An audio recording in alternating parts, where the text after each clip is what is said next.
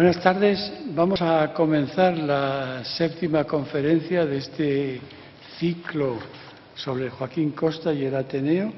Y hoy les va a hablar José Domingo Dueñas Llorente, que es profesor de literatura de la Universidad de Zaragoza en la Facultad de Huesca y especialista en muchas cosas, entre ellas la influencia de Costa en muchos temas aragoneses, anarquistas y otras cosas. Le dejo la palabra y hoy me retiro. Muchas gracias, profesor Gil Novales. Buenas tardes. En estas jornadas, en este ciclo sobre Joaquín Costa, de reflexión y de vuelta a Joaquín Costa, ya se ha hablado de las relaciones de Costa con el Ateneo de Madrid, de los avatares del regeneracionismo y del primer costismo en esta casa. Y aunque por mi condición, como decía el profesor Gil Novales, de aragonés que reside en Huesca, no he podido asistir, presumo que han sido intervenciones magníficas como propias de los profesores Gil Novales, que habló de Joaquín Costa en el Ateneo de Madrid y el Ateneo en tiempos de Costa, y del profesor Germán Gómez Orfanel, que habló sobre regeneracionismo y costismo en el Ateneo de Madrid. En consecuencia, me dejan un papel bastante complicado, bastante difícil, que es decir, además de lo que ellos ya comentaron, algo de cierta relevancia en relación con la pervivencia de Joaquín Costa en el Ateneo, ¿no? Quiero agradecer muy sinceramente a Alberto Gil Novales, que es uno de los mayores conocedores de la obra de Costa, sin ninguna duda, el que considera oportuno pues que pueda estar yo aquí en esta tribuna hablando del costismo, de la pervivencia de don Joaquín Costa.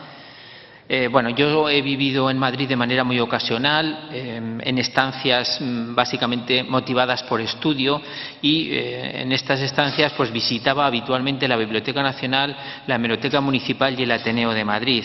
Entonces, como cualquier persona medianamente informada, yo sé cuál es la relevancia de esta casa en la cultura no solo de la ciudad de Madrid, sino del país, ¿no?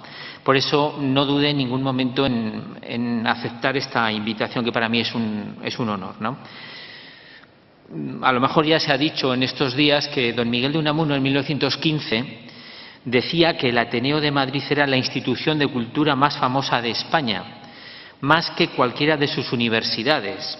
No hay seguramente en España, insistía don Miguel, una institución que haya influido más en la marcha de su cultura.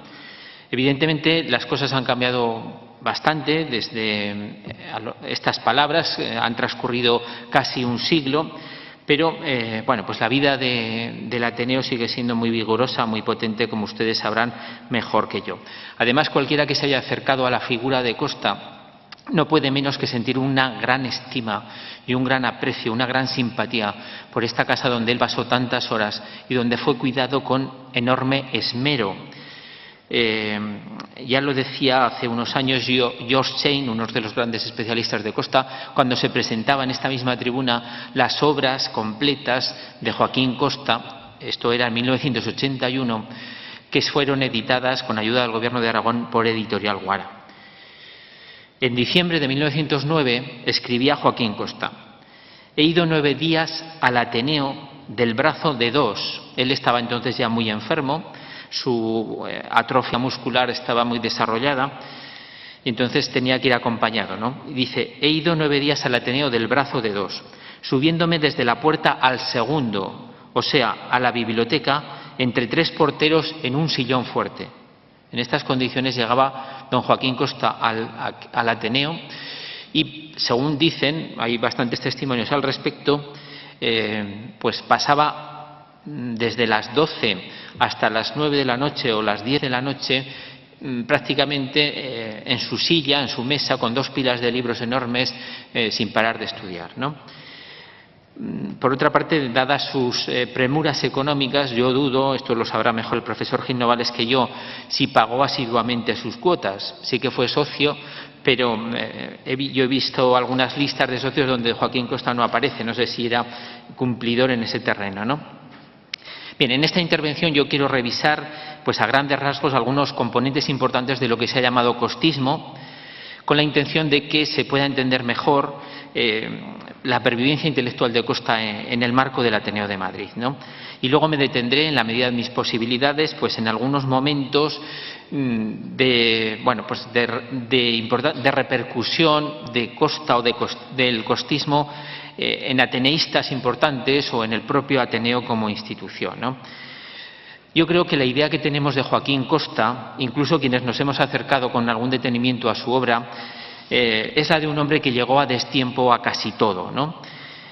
Sin duda, la meritoria biografía de George Cheyne, que ya apareció en 1972, pero que ha sido reeditada en este año de 2011, con motivo del centenario de la muerte de Costa, titulada Joaquín Costa, el gran desconocido, digo que esta biografía ha condicionado de una manera decisiva esta idea que tenemos de don Joaquín Costa como una persona que era una especie de pararrayos de la mala suerte, que llegaba siempre tarde a todo. Decía Cheyne textualmente: a Joaquín Costa le quitaron la novia, la hija, las cátedras que mereció, los premios a que concursó, el puesto de académico de la historia. Ahora le quitarán el partido que quiso crear, es decir, la Unión Nacional. Bueno, y esto es cierto, pero lo que ocurre es que pienso que Cheyne se basaba para su biografía, se basó mucho en los diarios íntimos de Costa, que ahora se van a reeditar de manera completa, pero estos diarios llegan hasta que Costa tiene 34 o 35 años, hasta 1880. Y efectivamente en estos diarios las lamentaciones de Costa son continuas. Parece que era una persona que se proponía grandes metas vitales, muchas veces de carácter muy tradicional, pues tener una familia, tener hijos, hacer una importante carrera universitaria, y cuando no se cumplían estas metas se quedaba totalmente desolado y consideraba, con términos tremendamente maximalistas, que era una persona que no servía para nada, que era un inútil, porque también su atrofia muscular le invitaba a pensar eso, hablaba de sí como el pobre inválido, etcétera, ¿no? Bien, pero esta imagen de Costa, que digo que todavía perdura y que tenemos, puede servir pues hasta que escribió sus diarios, hasta 1880. Pero entre 1880 y 1911, en que muere, le suceden cosas muy importantes que yo creo que cambian un poco y que deben cambiar esta imagen de Costa como el hombre siempre a contrapié, a destiempo, ¿no? Después de 1880 tuvo una hija, convivió durante un tiempo con su pareja, con la madre con su compañera, con la madre de la hija, fue notario en diversos lugares, incluido Madrid, fue diputado y consiguió pues una enorme repercusión con sus intervenciones públicas, ¿no? Es verdad que él no tenía ningún sentido práctico para dirigir su vida y que la notaría de Madrid la tenía abandonada, muchas veces porque se dedicaba a estudiar sus grandes temas, cualquiera de los grandes asuntos, a afinar sus propuestas reformistas, y luego porque se tuvo que marchar a Graus para, como convaleciente, ¿no?, para que fuese atendido por los familiares por su enfermedad. Pero aún así, este alejamiento de Madrid reforzó su fama de hombre íntegro, de hombre implacable contra la corrupción de la Restauración de aquellos años. Lo convirtió, en cierto modo, este alejamiento en una especie de leyenda ya en vida, y de eso hablaremos más adelante, ¿no? También es verdad que renunció pronto al sillón del Parlamento, renunció pronto a su condición de diputado por no seguir los amaños de la política de la Restauración que tantas veces había denunciado. Y bueno, fue un hombre, como decía el profesor Gil Novales en alguno de sus estudios, que no se adaptó nunca. Todos los escritores, todos los intelectuales de la época de la Restauración acabaron integrándose, adaptándose a las circunstancias. La verdad es que Costa fue un hombre bastante inadaptado hasta el final de sus días, ¿no? Y yo creo que esto se debe a que él era un ilustrado en cuanto estudioso. Era una persona que había admirado mucho a los reformadores del siglo XVIII y en sus propuestas mantenía un poco las pautas de la Ilustración, pero la percepción que tenía del individuo y de su propia vida era profundamente romántica, pienso yo, era profundamente romántica. Y esta condición se proyecta también, a mi juicio, en la percepción que tuvieron de él sus contemporáneos, sobre todo entre los sectores populares. Hoy mismo no faltan estudiosos en los que siguen tildando a Costa de fracasado. Yo creo que ya no hay motivos para tildarlo así, porque si Costa pretendió ser, por encima de cualquier otra cosa, un reformista, alguien que contribuyera de verdad a la modernización de su país, no se le puede considerar un fracasado. ¿Cuántos intelectuales de aquella época han merecido, como él, el sufijo ismo que utilizamos para hablar de costismo? Ha habido otros intelectuales de mayor presencia universitaria, de mayor renombre académico, pero ni Unamuno ni Ortega se les puede llamar orteguismo, unamunismo. Costa se convirtió pronto en una especie de corriente moral, de beta intelectual, que tuvo infinidad de repercusiones, que ha tenido sus defensores y sus detractores. Algunos han actuado de manera interesada al utilizar el nombre de Costa, por supuesto, pero el costismo y la obra de Costa sigue siendo interesante hoy mismo, ¿no? Decía Chain, que es el biógrafo que mejor lo conoció, que en Costa no puede separarse lo intelectual de lo afectivo si se quiere tener una imagen total del hombre. Es decir, vida y obra avanzan a la par en su caso.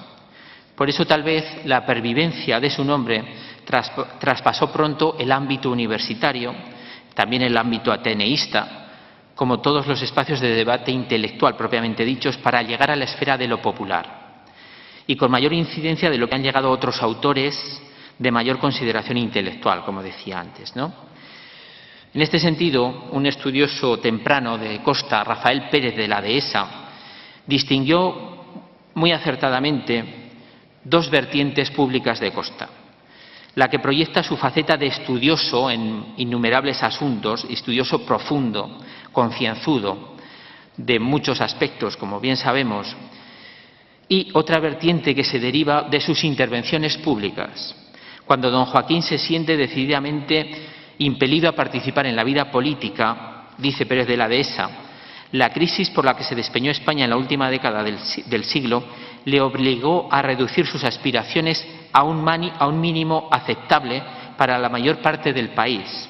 Es el Costa de despensa y escuela el que pasó al dominio público, quedando ignorada toda su fecunda labor anterior y la audacia de su pensamiento colectivista. Bien, y de estas dos vertientes públicas de Costa, del estudioso y del, digamos, publicista, se han derivado también dos formas de costismo, que son complementarias, pero que a menudo han avanzado por derroteros diferentes. Por una parte, hay una visión popular del personaje, que en este caso es un personaje muy citado pero poco leído, y se tiene una idea de Costa que se basa en sus comparecencias públicas, en sus lemas y frases de urgencia. Ya hemos dicho despensa y escuela. Costa tenía entre muchas cualidades, tenía la cualidad del lenguaje, de saber sintetizar en una frase pues todo un estado de cosas, ¿no? Por eso muchas veces se ha dicho también que es una especie de adelantado del lema publicitario. Despensa y escuela sintetizaba perfectamente las necesidades del pueblo español en aquel momento, ¿no? Pero también decía, por ejemplo, el turno del pueblo. Es hora ya del turno del pueblo. Hay que echar doble llave al sepulcro del Cid. Hay que hacer política para la blusa y el calzón corto. Todas estas frases popularizaron la obra de Costa, popularizaron al personaje.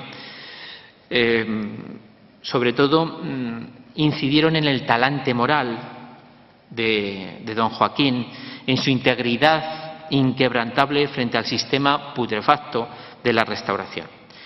Este costismo de carácter afectivo que se sirve como autoridad moral de Costa más que intelectual, se puede decir que surge ya antes de morir don Joaquín, en los primeros años del siglo XX, cuando milita en el Partido Republicano y protagoniza enardecidos mítines y discursos en contra del sistema de la Restauración, cuando habla de la necesidad de provocar la revolución desde arriba y la revolución desde abajo, cuando, harto de los continuos fracasos de sus propuestas reformistas, se convierte propiamente en un revolucionario.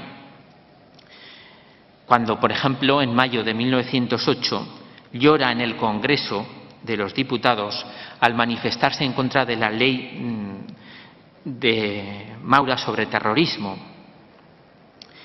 Bien, en definitiva, hace unos años apuntaba Alfonso Ortín que el propio Costa favoreció la mitificación de su figura y también, en consecuencia, el alejamiento de sus propuestas de la realidad, ¿no?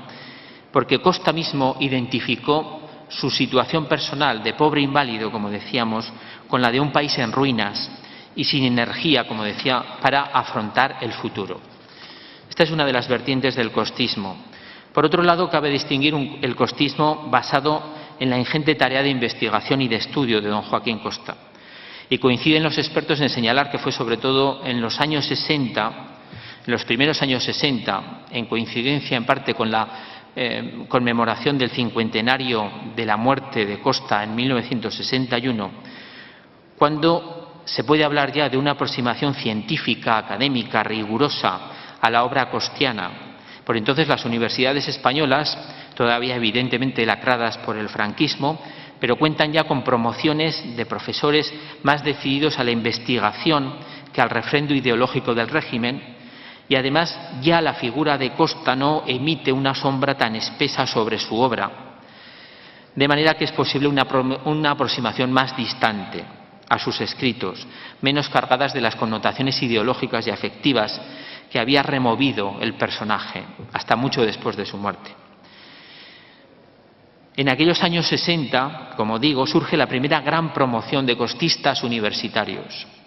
George Chain, Pérez de la Dehesa, Alberto Gil Novales, Eloy Fernández Clemente o algo después Alfonso Ortín y Cristóbal Gómez Benito. Ellos han marcado en buena medida las pautas por las que han transcurrido los estudios costistas hasta hoy mismo.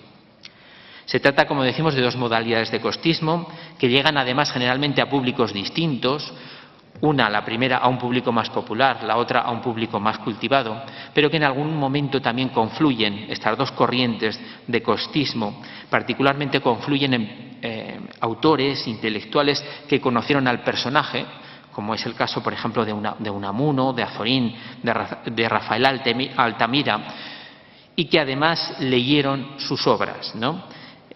Confluye, por lo tanto, el componente afectivo y el componente intelectual en algunos casos, como es el de estos autores que yo digo, ¿no? Con todo esto podemos preguntarnos, ¿qué costismo llegó al Ateneo de Madrid? ¿Qué costismo promovió o ha promovido básicamente el Ateneo de Madrid?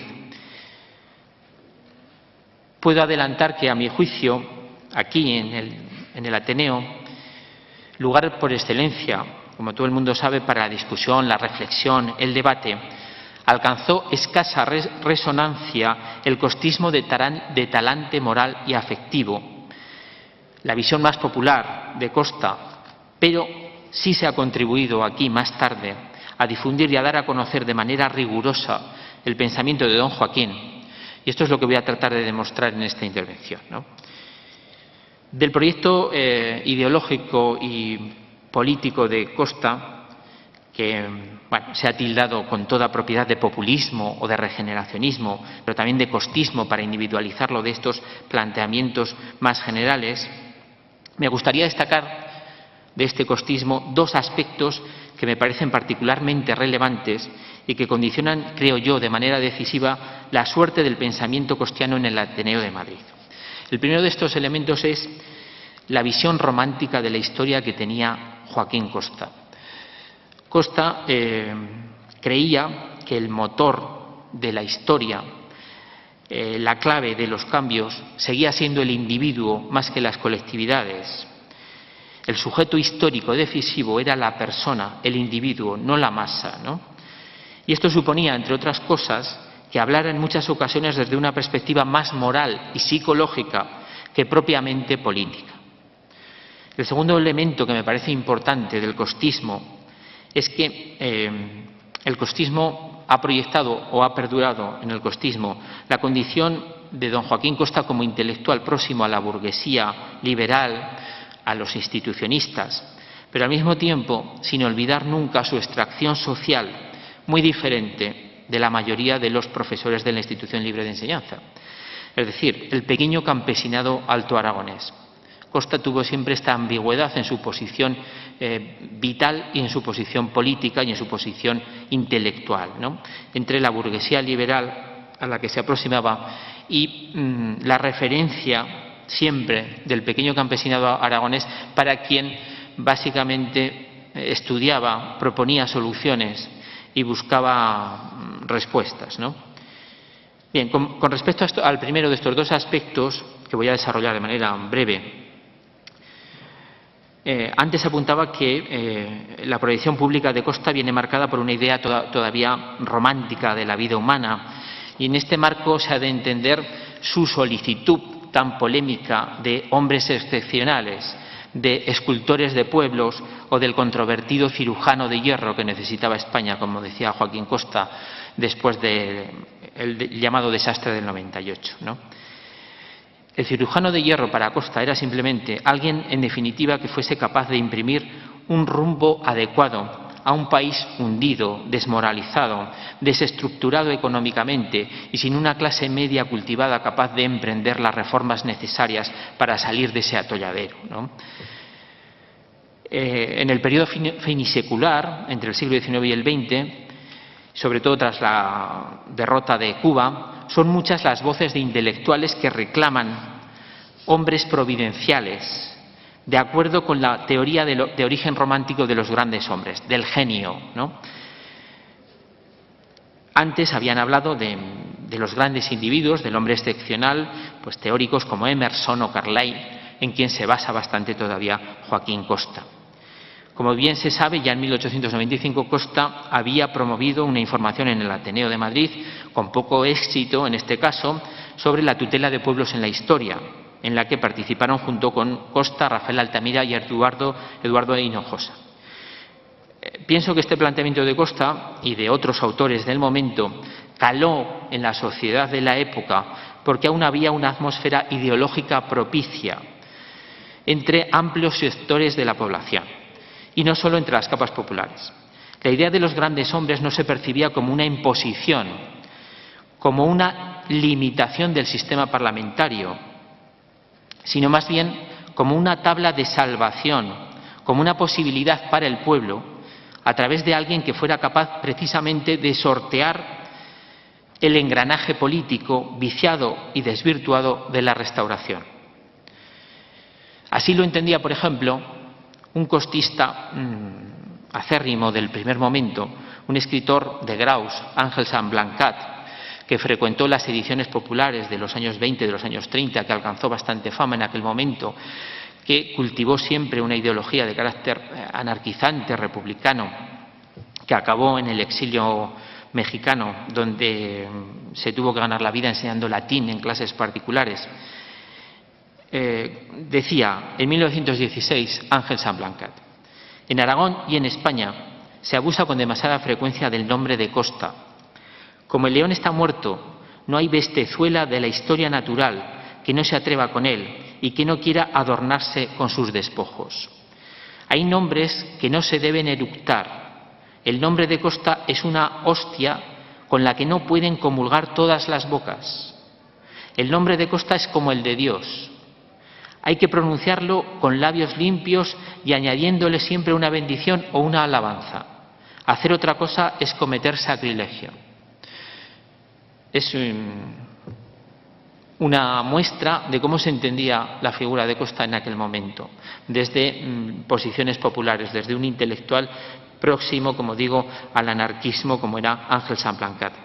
Pero es que esta misma interpretación de Joaquín Costa y de su propuesta del cirujano de hierro la encontramos en alguien menos sospechoso de izquierdismo, como era el médico y criminólogo Rafael Salillas, amigo de Costa desde la época del instituto en Huesca, con quien mantuvo siempre una correspondencia epistolar y Salillas siempre estuvo muy atento a toda la trayectoria y el devenir intelectual de Costa. En la revista del Ateneo, en 1906, le dedicaba Salillas un artículo a Joaquín Costa a propósito de un discurso que había pronunciado Costa en Zaragoza, titulado Los 7 criterios de gobierno, y en este artículo Salillas, de manera insistente, trataba a Costa como cirujano de hierro, escultor de pueblos, Pelayo, que había protagonizado la nueva reconquista de España desde la Cámara Agraria del Alto Aragón, etcétera, ¿no? Y decía a Salillas que este cirujano de hierro iba a actuar contra las políticas deformadoras, contra la oligarquía y el caciquismo. En definitiva, también Salillas entendía el cirujano de hierro como una suerte de salvador de las clases populares. Después ya sabemos que la interpretación del cirujano de hierro fue radicalmente diferente, pero yo creo que este primer momento de interpretación directa, próxima de la obra de Costa, hay que tenerlo muy en cuenta para no desvirtuar las propuestas de don Joaquín, ¿no? Bueno, esto con respecto a su visión romántica de la historia y del individuo. Por otra parte, hemos dicho que hay otro condicionante en el costismo, en la pervivencia intelectual de Costa, que es su origen pequeño campesino, ¿no? Joaquín Costa nunca perdió de vista la miseria estructural, más que coyuntural, de su familia y del grupo social al que pertenecía su familia. Y además él fue incapaz también de salir un poco de esa precariedad. Como hemos dicho antes, fue incapaz de utilizar el ejercicio del notariado para tener una vida mínimamente cómoda económicamente, ¿no? Esta condición, esta extracción de pequeño campesino, que como digo le acompañó a lo largo de su vida, le llevó, por ejemplo, a separarse tempranamente de los intelectuales y de los profesores de la institución libre de enseñanza y además a considerar, decía él, el elemento económico como lo primordial para una vida sana y honrada. En un fragmento de una carta que dirigió a Giner de los Ríos, con quien mantuvo no solo correspondencia, sino una gran amistad, una carta que, según parece, no se atrevió a enviarle porque suponía una especie de ruptura personal con Giner, pero que recuperó Chain, decía Costa, eso, es decir, el hecho de que Giner nunca hubiese tenido problemas económicos en su vida, eso le ha incapacitado para dar al elemento económico el primer lugar, para ver en él, decía Costa, y no en pedagogías abstractas, ni en la conciencia del deber y demás filosofías de sobremesa, la condición primordial para una vida sana y honrada. Es decir, aquí Costa ya se separa un poco de los institucionistas, avanza bastante, aunque no conoció otra de las cosas, de las paradojas de Costa, que también ha señalado Gil Novales, y es que no llegó a conocer el marxismo, ¿no? Pero hay puntos en los que se aproxima.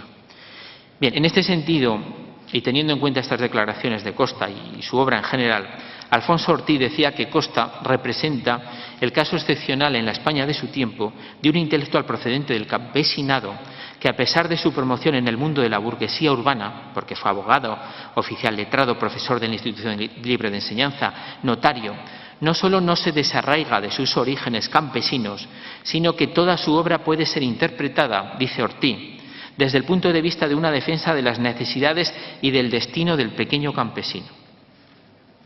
Bien, estos dos aspectos bien apreciables en la obra de Costa y presentes en consecuencia en las interpretaciones posteriores condicionaron, a mi juicio, de manera decisiva la temprana presencia del costismo en el Ateneo de Madrid.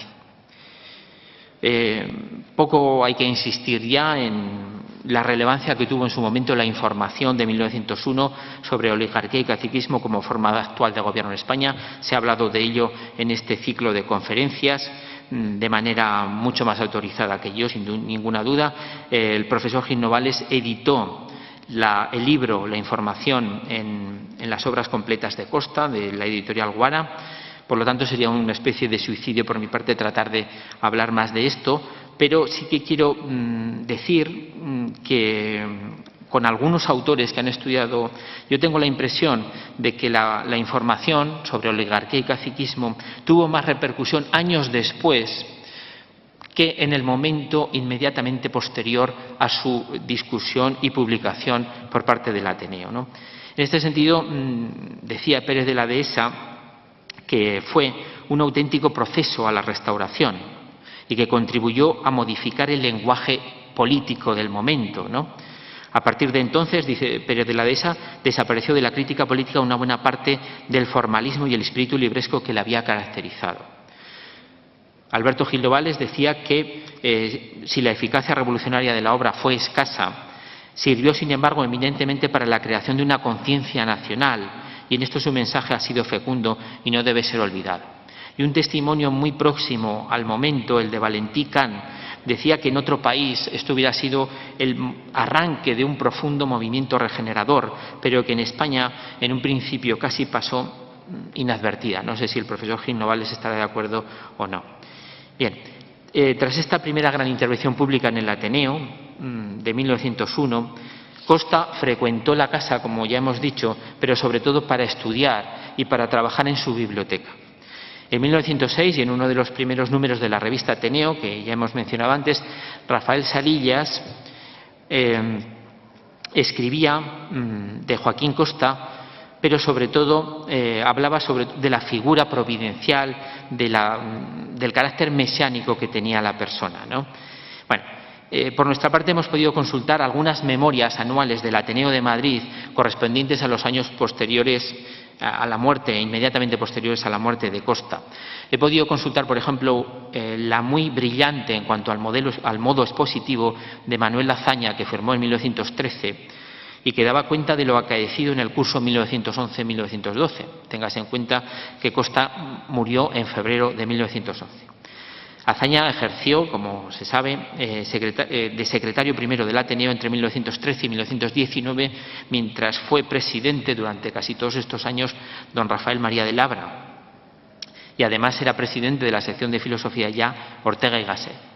En esta memoria, Azaña redundaba en un discurso entonces ya muy extendido, y era la necesidad de renovación generacional, la trascendencia que debía alcanzar lo nuevo y lo joven en la vida española. Aunque él contaba por entonces con más de 40 años, le quedaban, como sabemos ahora, los más apasionantes de su vida pública en el empeño renovador que preconizaba. Decía Azaña en esta memoria: está en ciernes el Ateneo del porvenir, y habéis de formarlo vosotros, los hombres nuevos, al mismo tiempo que rehacéis la fisonomía cultural de España. Como el propio secretario advertía, en el curso 1911-1912 había crecido el número de socios, se consignaba un alza en los ingresos de la casa, se habían impartido en el Ateneo cerca de 300 conferencias. Si bien, y yo he revisado los títulos, ninguna versaba sobre Joaquín Costa. Bien, la siguiente memoria que hemos podido consultar corresponde ya a 1921 y viene firmada por Victoriano García Martí, que entre otras cosas decía al principio que él no conocía desde 1913 ninguna memoria anual, es decir, que el secretario anterior, Manuel Azaña, había cumplido el primer año de su mandato con la memoria preceptiva, pero ya no había elaborado más memorias en los años sucesivos. Por lo tanto, Victoriano García Martí en 1921 se refería como punto de referencia a la de 1913. Señalaba Victoriano García Martí que en este año, en este ejercicio, se habían impartido en el Ateneo unas 165 conferencias y ninguna, hemos podido comprobar, versaba sobre Costa. Había, por ejemplo, un ciclo sobre Castelar, otra intervención dedicada a Mariano de Cavia, que había fallecido en 1920, etc., ¿no? La memoria correspondiente al año siguiente, a 1922, se debe también a Victoriano García Martí, quien en este caso daba cuenta, entre otras actividades, de unas 190 conferencias dictadas a lo largo del curso. Tampoco ninguna hacía referencia a Costa. Y de todas estas intervenciones podemos destacar varias dedicadas, por ejemplo, al feminismo, a la nueva función social de la mujer. Estamos en 1920-21. Otras consagradas al problema social de la tierra, al iberoamericanismo, a las cuestiones sociales en general, a la situación de España en Marruecos. Y en el terreno más propiamente literario se daba continuidad al ciclo iniciado el año anterior sobre Castelar. También se hablaba de Galdós, que había fallecido en 1920, de Rubén Darío, del cubismo, del expresionismo. Y además se daba entrada también en el Ateneo a los nuevos, es decir, a las nuevas promociones que luego formarían lo que se llamó la generación del 27. Así, por ejemplo, Gerardo Diego ya en este año o Rosa Chacel intervienen en esta casa como conferenciantes. También es destacable de aquellos años la importante contribución de Unamuno a la vida intelectual del Ateneo. Unamuno interviene en muchas memorias, en muchas discusiones, en muchos actos del Ateneo en aquellos años.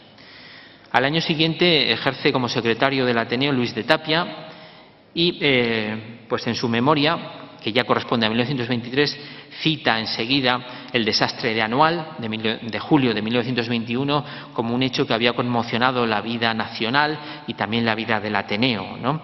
Reseña unas 230 conferencias, ninguna sobre Costa, alguna se aproxima por la temática. Hay una, por ejemplo, que habla de regeneracionismo social y reconstrucción nacional, pero ninguna expresamente cita a Costa en el título. Y entre las actividades que cabe destacar, pues podemos señalar, por ejemplo, una memoria que se tituló El deber social de los intelectuales, en la que intervinieron diversos autores, la conferencia Castelar periodista, que en este caso corría a cargo de Francos Rodríguez, o los actos que entonces abundan en torno al problema de Marruecos, entre los que cabe destacar un debate titulado expresamente Responsabilidades, en el que participaron como ponentes Unamuno, Barriobero, Eduardo Ortega y Gasset, etc. También se habló de nuevo en aquel año de Galdós, que había muerto poco antes, como digo. Hubo abundantes sesiones de lecturas de poemas y Unamuno continuaba muy activo en la vida ateneísta. Por ejemplo, se encargó de impartir una conferencia titulada El problema de la soberanía en el régimen constitucional. También Ángel Pestaña, destacado sindicalista, habló aquí de sindicalismo y terrorismo durante los últimos años. Con todo ello, pues hay que concluir que el Ateneo atendía de manera decidida a los afanes de los nuevos tiempos, las cuestiones sociales más que políticas ya, pero que seguía olvidando de manera inapelable a Joaquín Costa. El propio García Martí, en un libro de 1948 muy interesante para conocer la vida del Ateneo en aquellos años de finales del XIX y principios del XX, decía que el tema de España en el periodo de entre siglos, con sus secuelas regeneracionistas y 98istas, fue más que tratado, aludido, decía. En el Ateneo era puramente una reacción de sensibilidad sin ningún juicio sistemático ante este asunto.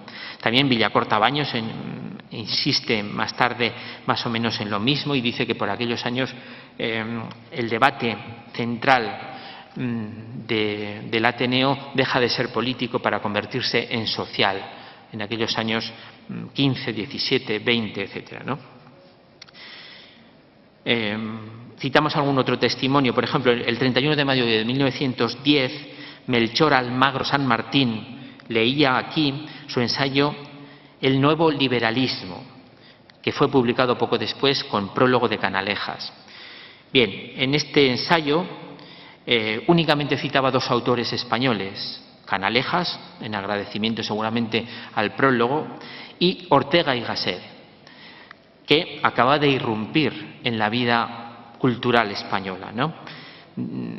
Ortega entonces publicaba en Faro, en una revista que se llamaba Faro, y era calificado por Melchor Almagro San Martín como clarividente en lo que a la comprensión y definición del nuevo liberalismo se refería.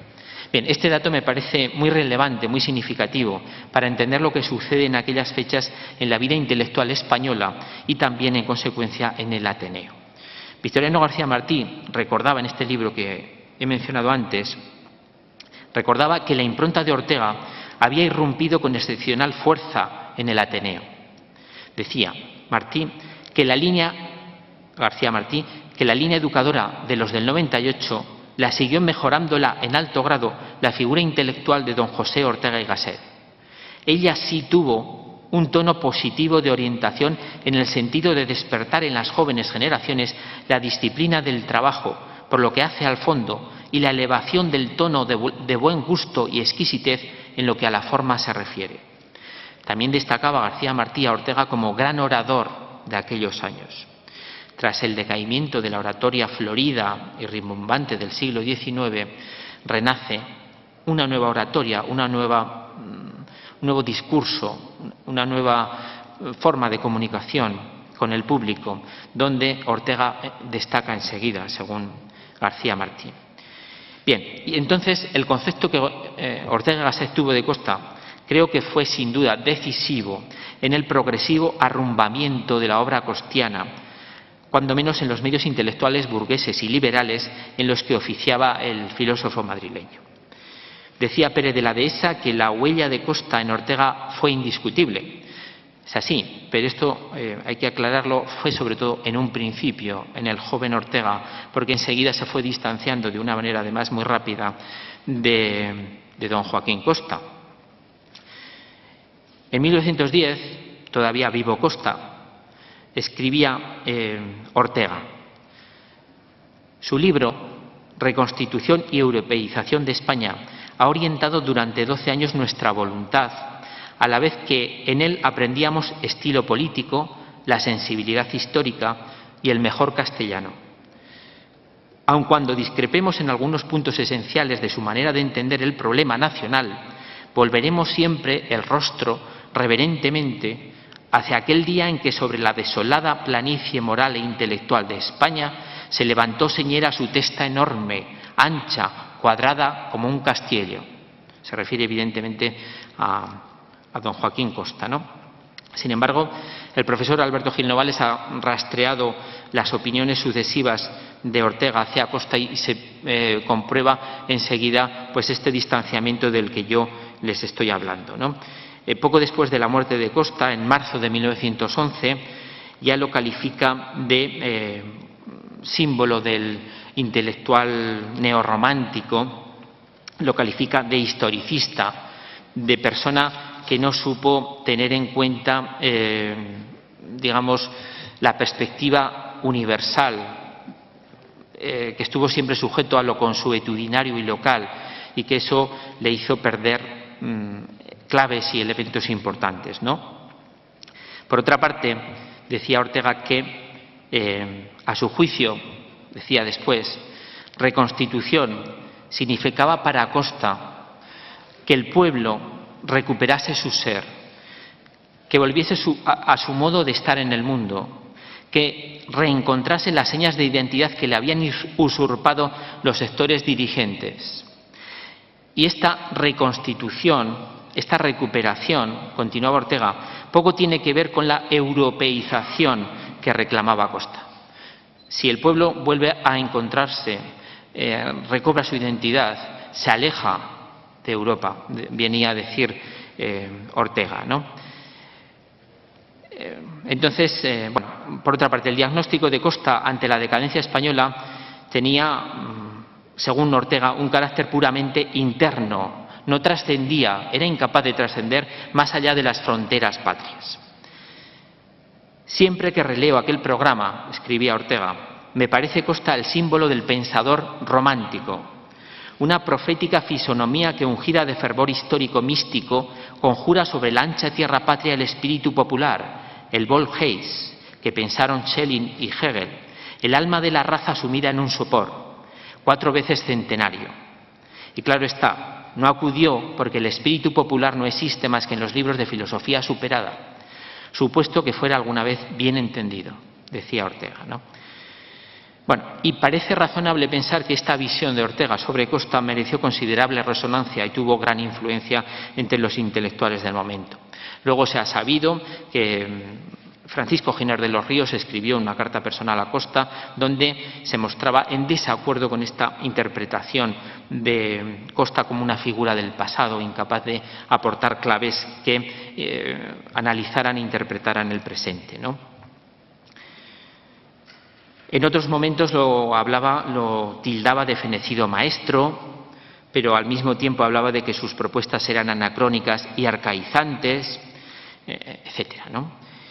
Y Ramiro de Maeztu, en aquellos años muy amigo de Ortega, pues redunda más o menos en los mismos planteamientos.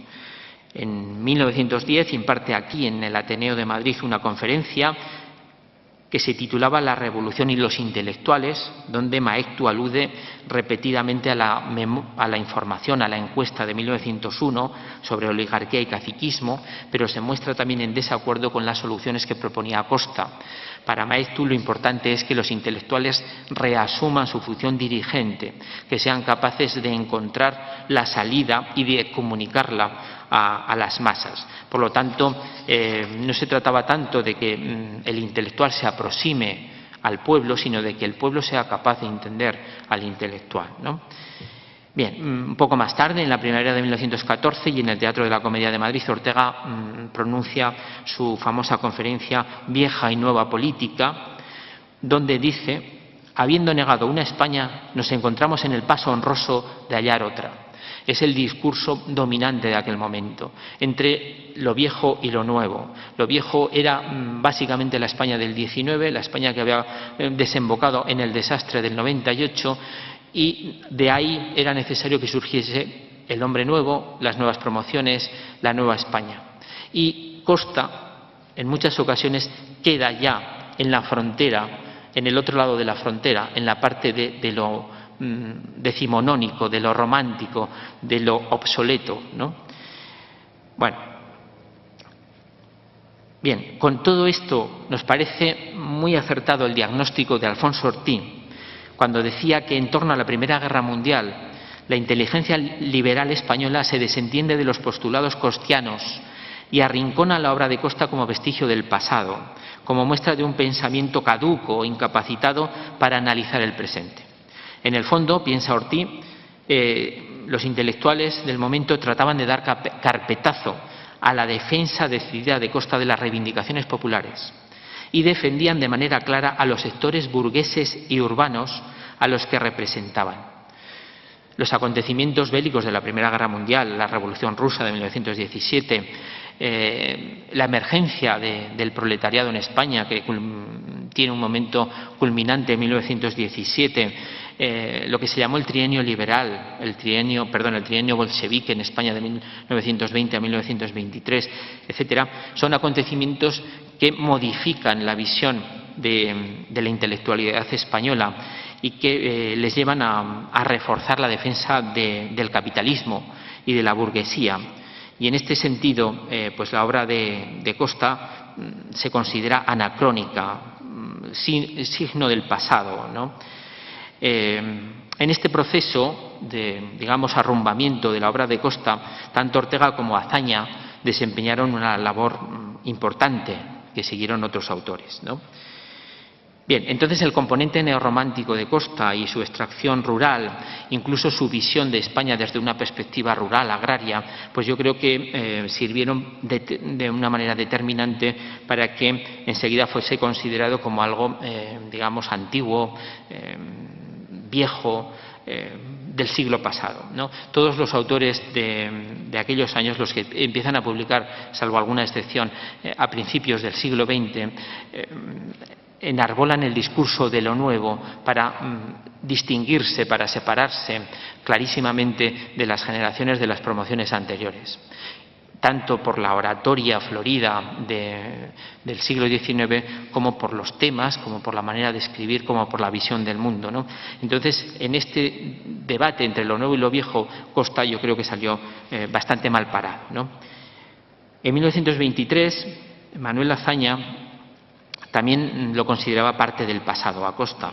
El propio título del ensayo, que se llama Todavía el 98, es un ensayo muy conocido, donde dedicaba a Costa un apartado, un capítulo titulado El cirujano de hierro según Costa, indica Azaña que dice textualmente: mientras España vivió de las resultas de sus guerras coloniales, la fraseología política se impregnaba de costismo. Otros son los problemas de nuestra edad, que vive de las resultas de la Gran Guerra y nos descubre una conexión increíble con el resto del mundo. Es decir, es otra edad, vivimos en otro momento. La guerra mundial, la Primera Guerra Mundial, ha establecido una línea indivisible, una línea que separa lo viejo y lo nuevo, ¿no? Bueno, Azaña ve a Costa en este ensayo como un moralista, aprecia su poderoso y sugerente discurso, su capacidad para sintetizar la situación política de un momento, su facilidad para llegar al pueblo, pero lo considera pesimista radical y además receloso de la democracia.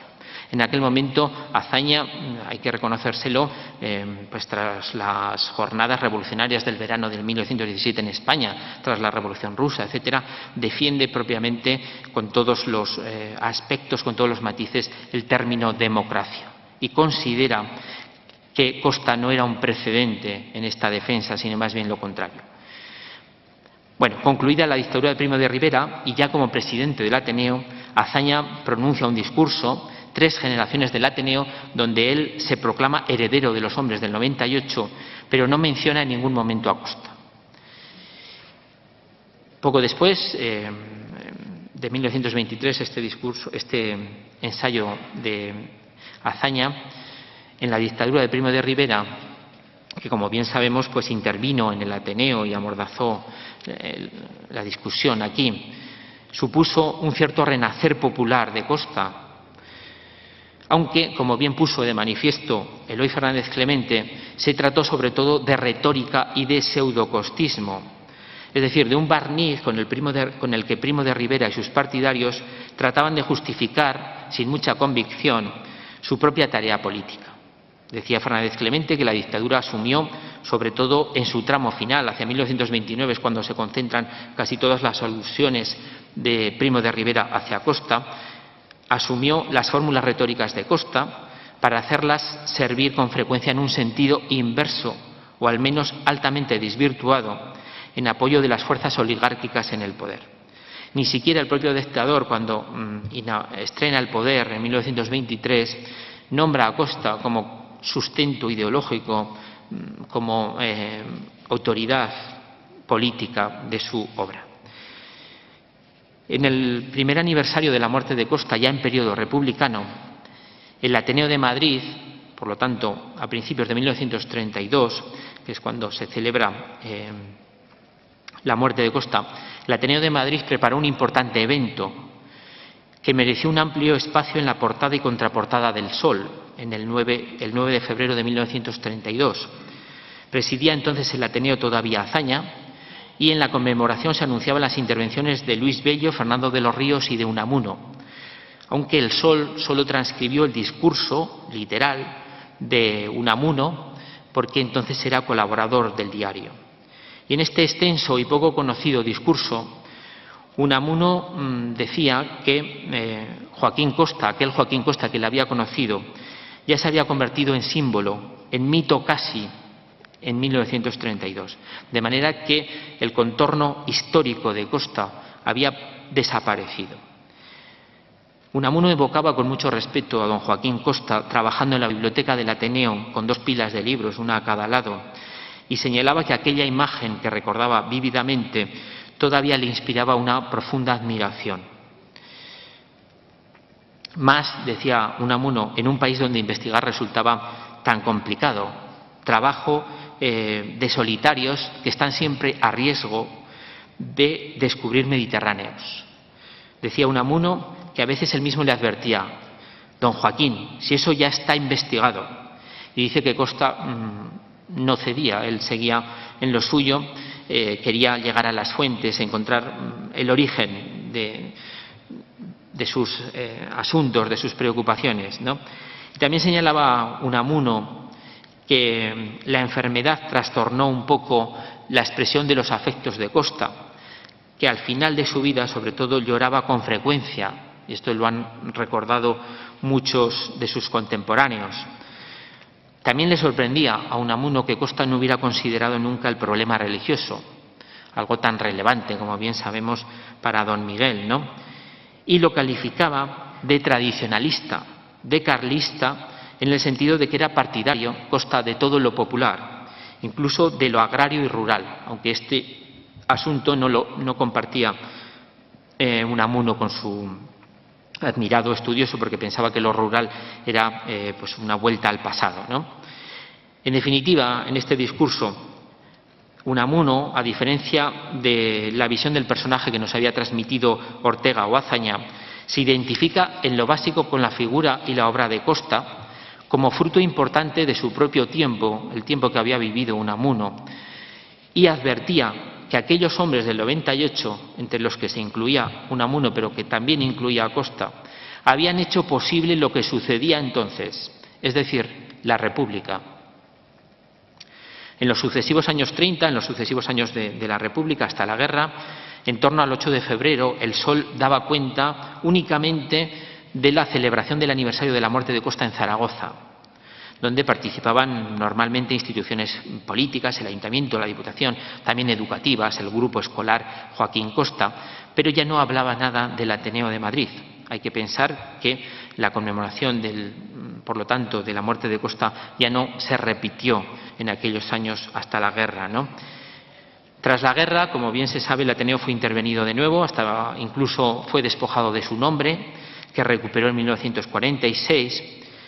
Y en 1968, Antonio Iglesias Laguna hablaba de 10 generaciones de escritores en el Ateneo de Madrid. Lo que aplicaba Laguna era la teoría de las generaciones que había puesto de moda Ortega unos años antes, y la aplicaba además a rajatabla, es decir, consideraba que cada generación tenía más o menos unos 15 años de vigencia, y por eso pues él hablaba de 10 generaciones desde el momento de la fundación del Ateneo en 1835. Entre los numerosos nombres que maneja Iglesias, solo en una ocasión aparece el de Costa, y además en una situación harto sorprendente, porque dice Antonio Iglesias: el ejemplo de José Antonio, fiel a Costa, es sintomático. José Antonio venía al Ateneo exclusivamente a estudiar. Parece que se ha de entender que esta fidelidad del fundador de la Falange, a Joaquín Costa, empezaba y acababa en eso, porque en sus escritos políticos no aparece ni una sola vez, si el índice onomástico no falla, el nombre de Costa. Sí que fue reivindicado el Costa autoritario, para utilizar esta expresión de Pérez de la Dehesa, por otros falangistas y jonsistas de primeras generaciones, como por ejemplo Jiménez Caballero, que lo consideraba profeta ya en 1931, aunque después, en otro estudio posterior, se siente bastante desorientado Jiménez Caballero, porque ve dos Costas muy distintos, dos Costas casi contradictorios. Uno había sido objeto de ser homenajeado por Primo de Rivera y el otro había sido objeto de homenaje por la República. Esto descolocaba a Jiménez Caballero. A partir de los años 60, como decíamos, se inicia un proceso de recuperación y de estudio riguroso de la obra de Joaquín Costa.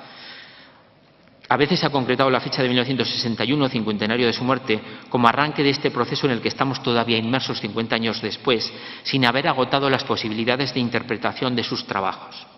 En este proceso el Ateneo de Madrid sí ha desempeñado un papel de gran importancia.